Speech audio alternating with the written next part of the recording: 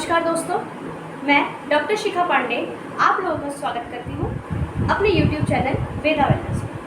आज का हमारा विषय है पुंसवन संस्कार। इसमें हम जानेंगे कि पुंसवन संस्कार क्या होता है, इसे कैसे करते हैं, इसके क्या लाभ हैं और इसको कब करना चाहिए। तो हमारी वीडियो को अंत तक देखें।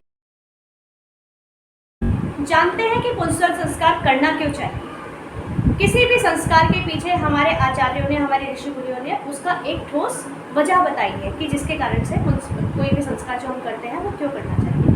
तो पुंसवन संस्कार के पीछे जो उन्होंने वर्णन किया है वो यह बताया है कि जब गर्भ प्राप्ति हो जाती है उसके बाद इस संस्कार को किया जाता है, क्योंकि जो हमारे जो भी बच्चा है, जो भी चाइल्ड है, जो भी होने वाला है, उसमें कोई भी जेनेटिकल या फिर कंजेनाइटल एनोमली ना हो, उसकी जो भी स्मृति है उसका ठीक से विकास हो पाए, उसमें जानने समझने की क्षमता का विकास अच्छे से हो पाए। तो इस चीज़ को लिए जानने के लिए उसकी कोई भी एबनॉर्मलिटी उसमें ना हो, इस कारण के लिए पुंसवन संस्कार को किया जाता है। हमारे आचार्य बहुत ही बढ़िया एक जेनेटिकल इंजीनियरिंग के तरीके से उन लोगों ने हमारे आचार व्यवहार में उन्होंने संस्कार के रूप में पुंसवन संस्कार को हम लोगों को एक प्रकार के उपहार स्वरूप उन्होंने दिया कि जिससे कि जो भी DNA डिफेक्ट्स हैं या कंजेनाइटल एनोमलीज है वो हमारी संतति में ना आए, इस कारण के लिए उन्होंने पुंसवन संस्कार का वर्णन किया। पुंसवन संस्कार क्या है? पुंसवन संस्कार हमारे ऋषि मुनियों द्वारा बताए गए 16 संस्कारों में से दूसरा संस्कार है, जो कि गर्भाधान के बाद माता में या गर्भिणी स्त्री में किया जाता है। जब गर्भिणी स्त्री को पता चल जाए कि उसको गर्भ ठहर चुका है, तो दूसरे माह में या फिर जब से पता चले, व्यक्ति भाव जब से हो जाए गर्भ का, तब से लेकर तीसरे माह तक हम लोग पुंसवन संस्कार कर सकते हैं। पुंसवन संस्कार का क्या अर्थ होता है? पुंसवन का अर्थ है पुन प्लस अंसवन, मतलब उत्तम पुत्र की प्राप्ति के लिए हम लोग पुंसवन संस्कार का विधान बताया गया।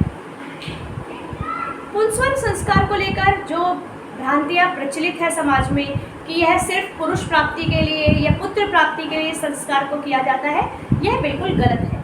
क्योंकि जो हमारे ऋषि मुनि थे या जो हमारे आचार्य थे, उन्होंने जितने भी संस्कार बताए हैं, उन्होंने किसी भी संस्कार में लिंग भेद नाम की कोई भी चीज़ या जाति भेद नाम कर कोई भी चीज़ उन्होंने नहीं बताई। उन्होंने हर संस्कार को हर किसी जाति के लिए और हर किसी लिंग के लिए, पुरुष स्त्री अलग, उन्होंने कोई भी भेदभाव नहीं किया है। तो उन्होंने पुंसवन संस्कार सबके लिए बताया गया है। स्पेशली इसमें पुत्र शब्द का प्रयोग इसलिए किया गया है क्योंकि हम लोग जब कॉमनली किसी को डिनोट करते हैं या किसी चीज़ के बारे में बात कर रहे होते हैं, जैसे कि हम लोग अंग्रेजी शब्दावली का भी अगर बात करें, तो हम लोग जब एक लार्ज मास को बात कर रहे थे या एक कॉमन बात कर रहे होते हैं, तो हम जनरली मैन वर्ड का प्रयोग करते हैं।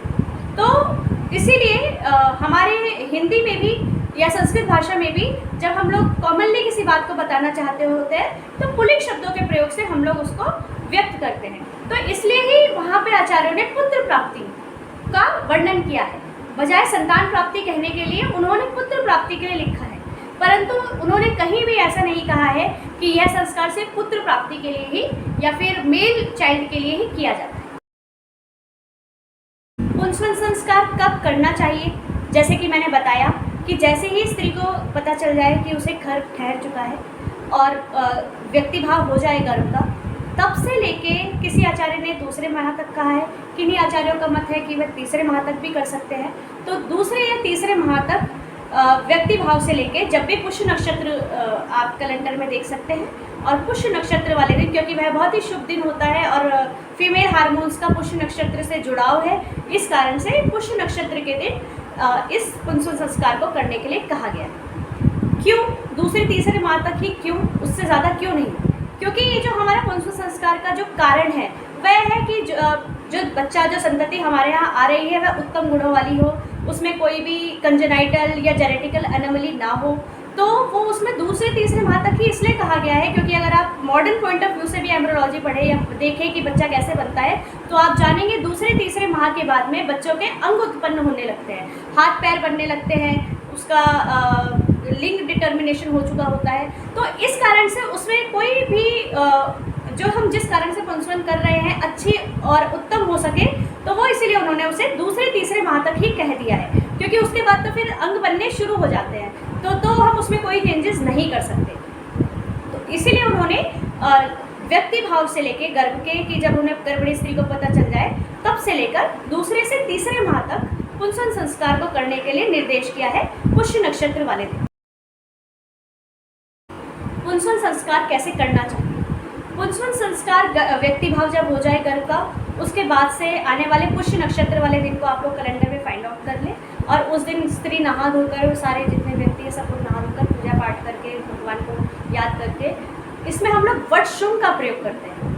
वट शुंग को आप खीर के रूप में पका सकते हैं या फिर गाय के दूध में वट शुंग का प्रयोग किया जा सकता है।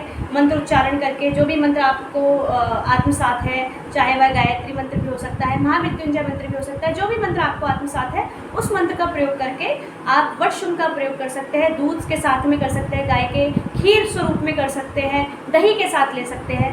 और दूसरा हम प्रयोग कर सकते हैं, सारीवा का प्रयोग कर सकते हैं, जीवक ऋषभक का प्रयोग बताया हुआ है। इन औषधियों का भी हम लोग दूध से, दही से या खीर स्वरूप में हम लोग पुंसन संस्कार के रूप में इसका प्रयोग कर सकते हैं। अधिक जानकारी के लिए आप स्क्रीन पर दिए गए नंबर पर संपर्क कर सकते हैं।